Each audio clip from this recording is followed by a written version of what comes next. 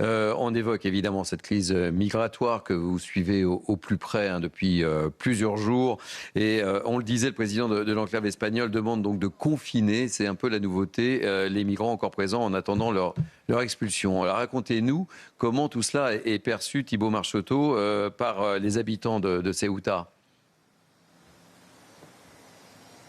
Absolument Thierry, c'est hier que le président de Ceuta, Juan Vivas, a donc annoncé qu'il souhaitait confiner ces migrants, les migrants qui sont restés dans l'enclave donc depuis le début de cette gigantesque vague migratoire de la fin du mois de juillet dernier. Il souhaite donc restreindre les libertés de mouvement de ces migrants jusqu'à l'aboutissement de la procédure d'expulsion parce qu'il y a encore de très nombreux migrants encore présents dans l'enclave qui dorment dans les parcs municipaux, dans les plages et qui errent dans les rues toute la journée. Alors on a pu discuter avec Malo Steiner, avec ces habitants de Ceuta, savoir ce qu'ils pensent de cette idée de leur président des autorités locales. Je vous propose de les écouter. Tout le monde a le droit de vivre dignement et dans des conditions respectables. Nous ne sommes pas différents de villes comme Madrid ou Séville. On ne doit pas vivre dans des conditions pires qu'eux. C'est une bonne idée, parce que les sites d'accueil sont déjà saturés. Donc c'est pour cela qu'il nous faut plus d'espace. C'est un problème que nous avons ici. La vérité, c'est que beaucoup de gens vivent avec la peur. Donc si de cette manière, il peut y avoir un site de confinement pour que les gens soient plus tranquilles et que cela règle le problème, alors oui, je le vois d'un bon œil.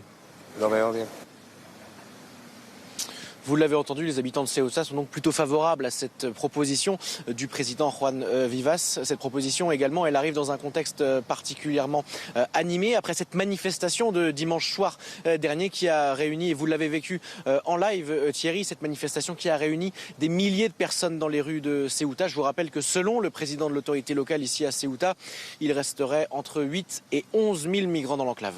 Merci beaucoup Thibaut Marcheteau avec Malo Steiner.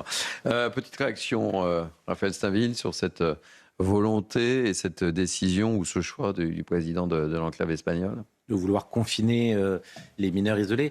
En fait, je pense qu'il a raison de vouloir frapper fort, de vouloir impressionner parce que on attend déjà, c'est la rumeur qui court depuis maintenant plusieurs jours à Ceuta, une deuxième vague migratoire qui pourrait envahir les rues de Ceuta.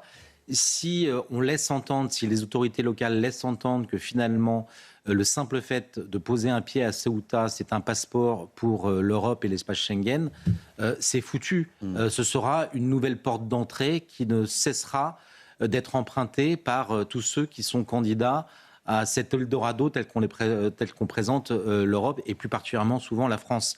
Donc cette idée de vouloir confiner les mineurs isolés jusqu'à temps que les autorités marocaines les reprennent à leur charge, c'est le moyen finalement de dissuader, et j'insiste sur ce mot, toute tentative de revenir à Ceuta. Et ça contraste étrangement avec la volonté très humaniste, très généreuse de Pedro Sanchez, qui lui, au contraire, voudrait accélérer les regroupements familiaux pour que chacun de ces migrants, de ces clandestins, puisse vivre une vie familiale normale. Et ça, c'est une folie pour Ceuta, pour l'Espagne et pour l'Europe tout entière. Et on le sait, et Thibaut Marcheteau nous le disait, ils ne partiront pas en vacances ensemble, le président de l'enclave espagnole et Pedro Sanchez. On attend peut-être la réaction de Pedro Sanchez, mais je crois savoir, comme nous le disait Thibaut Marcheteau, qu'il est en vacances. Donc voilà, mais c'est une réponse du berger à la bergère, très clairement, très limpidement. Georges Fenech. Moi, j'aimerais qu'on m'explique, parce qu'on connaît tous ici, il y a même des attaches avec le Maroc, qu'on aime.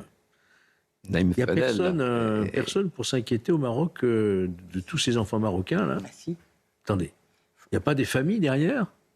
Il n'y a pas un gouvernement marocain qui doit s'inquiéter de savoir ces mineurs, où sont-ils, que font-ils, que vont-ils devenir, et de se charger de les récupérer et de les rendre à leur famille ? Je sais pas. Dans un monde normalement constitué, nous aurions dû avoir déjà le ministre de l'Intérieur du Maroc et le ministre de l'Intérieur, au moins de l'Espagne, se mettre à la même table, dire comment on fait pour faire revenir tous vos enfants et que vous les récupériez, vous les ramenez à leur famille. Le sujet, il est là. Enfin, vu les rapports entre l'Espagne et le Maroc... Mais attendez, là, on parle d'enfants, on parle de mineurs. Non, j'entends, vous avez raison, En Georges. fait, c'est ça l'erreur. J'entends, vous avez raison. Je laisse finir. Non, mais j'attends des réponses, Ouais, mais surtout des autorités marocaines. Mais je crains que vous soyez obligé de les attendre un peu longtemps, Georges Fenech. Non, mais en fait, c'est pour ça qu'il faut aborder ces questions d'une manière vraiment passionnée, parce qu'on croit qu'il n'y a pas de relation entre le gouvernement marocain et le gouvernement espagnol. C'est faux. Ils ont en plus d'excellentes relations.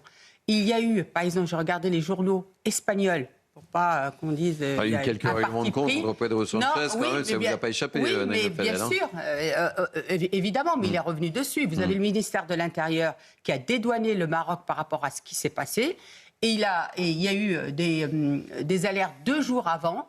Même le président de Ceuta, justement, avait alerté le gouvernement espagnol qui n'a pas réagi. Quand vous avez quand même 72 000 personnes qui arrivent comme ça d'un coup, vous imaginez. Et vous imaginez si les Marocains, il faut être juste, hein, parce que c'est ce qu'on fait chez nous. Chez nous, on empêche le refoulement à la mer, on donne même des gilets de sauvetage et on a peur des images de répression. Donc là, vous imaginez. Mais je voudrais aussi souligner, parce que Georges a raison, pourquoi le Maroc veut reprendre ses gamins. Il y a même une convention depuis 2007 avec le gouvernement espagnol pour reprendre tous les mineurs non accompagnés marocains.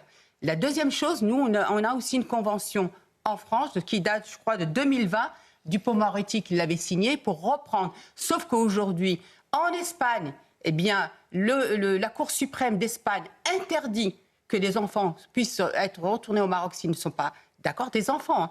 Et en France, c'est le directeur de l'OFI, Didier Lesky, qui me l'avait dit, les juges saisis par des ONG empêchent aussi. Et il y a cette réalité où aujourd'hui, vous avez l'effet boomerang des conventions au niveau de l'Europe, des choix politiques de l'Europe et en particulier de l'Espagne, qui fait que ça revient au boomerang. À un moment, il faut regarder cette réalité-là. Et j'ai vu hier encore que le gouvernement marocain a fait des appels en disant on veut reprendre nos mineurs. Après, ils ne vont pas reprendre effectivement les subsahariens, ils ne vont pas reprendre les Égyptiens, puisqu'il y a des Égyptiens, les Tunisiens ou les Algériens.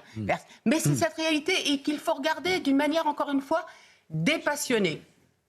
Raphaël Stainville. Non, mais cette question, encore une fois, des mineurs isolés et de l'instrumentalisation qui est faite autour d'eux, elle est cruciale pour tenter de résorber ce chaos migratoire que subit Ceuta et en premier lieu leurs habitants. C'est-à-dire qu'en fait, ce qui est insupportable, et c'est ce qui est dit dans ce reportage, c'est que les habitants de Ceuta ne comprennent pas que ce qui est possible, ou en tout cas ce qui est possible à Madrid ou dans d'autres villes espagnoles, devrait être toléré à Ceuta. C'est-à-dire qu'on ne voit pas des centaines de mineurs isolés errer dans les rues de Madrid quand c'est le cas à Ceuta. Donc il faut une prise en charge de ces mineurs isolés. Idéalement, il faudrait que le Maroc puisse reprendre, comme le soulignait Naïma, ces mineurs isolés, puisqu'une convention rend possible cela. Et pour le reste, afficher une fermeté, sans quoi, encore une fois, ce seront des vagues successives qui continueront de submerger progressivement Ceuta. J'entends ce que vous dites les uns les autres, mais je me fie également à ce que nous dit depuis cette opération Thibault Marcheteau pour côtoyer tous ces migrants.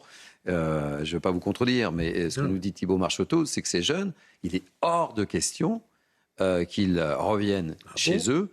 Bon, et on va leur demander leur avis. Voilà. Non, mais j'entends. Pourquoi ça contredit ce que j'ai dit? Non, je ne contredis pas, mais et que en fait, laissez-moi finir, c'est qu'en fait les parents attendent aussi potentiellement qu'ils réalisent leur rêve ou espagnol ou français ou tout simplement leur rêve européen. C'est ça. Mais j'entends ce que vous dites. C'est nos politiques. Mais je m'appuie sur les propos de Thibault Marcheteau. Mais oui, mais ça ne contredit pas ce que j'ai dit, parce que je vous le dis. C'est-à-dire qu'on va tenir compte de ce que un mineur, et Georges a raison, dit non, je ne veux pas retourner. Après, il y a effectivement la possibilité, parce que vous savez que même chez nous, les mineurs non accompagnés sont pris intégralement en charge par l'aide sociale à l'enfance, qui vient aussi un peu concurrencer nos propres gamins qu'on doit prendre en charge. Ça coûte énormément. Et en plus, vous savez qu'un mineur non accompagné, quand il arrive à 18 ans, il a la nationalité française. Et grâce à François Hollande, il peut y avoir le regroupement familial. Donc Évidemment. Donc, c'est pour ça que je vous dis, c'est nos propres politiques qui créent une situation kafkaïenne qui vient aussi mettre à mal les citoyens comme ceux de Ceuta. Je rappelle juste que moi, j'ai des personnes que je connais très bien à Ceuta qui sont en fait des Hispano, comment on dit, marocains. Oui, ou marocains hispano, dans le sens. Il y en a 55%. Ça marche dans les deux sens, en fait. 55% à Ceuta. Et c'est intéressant parce qu'eux-mêmes vous disent, mais c'est pas possible. On est dans des difficultés aujourd'hui. Mais c'est le gouvernement espagnol qui a créé. Et en général, malheureusement, nous n'avons pas une politique commune au niveau de l'immigration. On dit, tenez les frontières et en même temps, on fait des appels d'air extraordinaires où les gens, bah oui, ils ont envie de venir puisqu'il y a des possibilités d'être régularisés. Je voudrais peut-être un peu nuancer, si elle le permet. Très rapidement, Georges Fenech, parce qu'il faut qu'on rejoigne notre ami Julien Pichenet. L'Espagne et le Maroc sont idylliques, apparemment. Non, c'est pas idyllique. Non. Quand on voit que Pedro Sanchez a réussi quand même à se mettre à dos le Maroc après sa visite à M. Tebboune, on peut se poser quand même quelques questions sur la nature des rapports qu'entretient M. Sanchez, en particulier avec les autorités marocaines. Alors, Naïm M. Fadel, rapidement.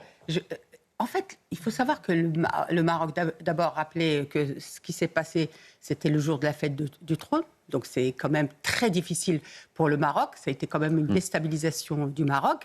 Et puis, la deuxième chose, l'Espagne a reconnu la marocanité du Sahara. Franchement, entre nous, qu'est-ce qu'il en a à faire qu'ils aillent voir Tebboune, Pedro Sanchez? Vous voyez ce que je veux dire? Ça peut les embêter, mais ils sont dans autre chose aujourd'hui. Mais vous connaissez autant que moi le Maroc. Regardez Tanger Med qui se développe. Regardez du côté de Nador qui se développe. Donc aujourd'hui, au contraire, l'Espagne a plus d'intérêt à se rapprocher du Maroc. Alors, Pedro Sanchez, on sait que c'est l'extrême gauche, donc on sait qu'ils n'aiment pas beaucoup la monarchie. Naïm Fadel.